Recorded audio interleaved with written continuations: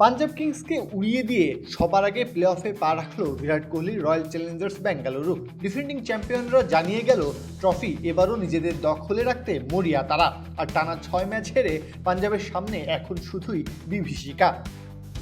Point টেবিলের 1 নম্বরে থেকেও নিশ্চিত হয়নি প্লে অফের টিকিট। বেঙ্গালুরুর কাছে তাই জয়ের বিকল্প ছিল না। অন্যদিকে পাঞ্জাবের কাছেও এই ম্যাচ বাঁচা মরার লড়াই, যেখানে শেষ হাসিটা হাসল কোহলির বেঙ্গালুরু।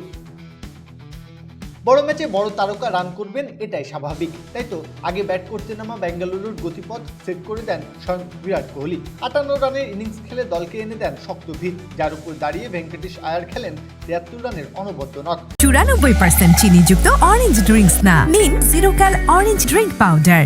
বেঙ্গালুরু তোলে 222 রানের পাহাড়।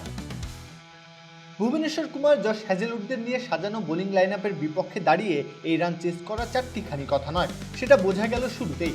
19 রানের মাথায় 2 ওপেনার সমেত ফিরে গেছেন শ্রেয়াস আয়ার। পাঞ্জাব কিংসের মেরুদণ্ড যে ভেঙে গেছে ওখানেই। সেখান থেকে মার্কাস স্টয়নিস আর শশাঙ্ক সিং মিলে একটা ব্যর্থ চেষ্টা চালান। শশাঙ্ক 50 তুলে নেন ঠিকই, তবে সেটা কেবলই পরাজয়ের ব্যবধান কমিয়েছে। শেষমেশ 23 রানের ব্যবধানে জয় তুলে নিয়েছে বেঙ্গালুরু, আর প্রথম দল হিসেবে পা রেখেছে প্লে অফে। প্রত্যহ কাব্য, খেলা 71।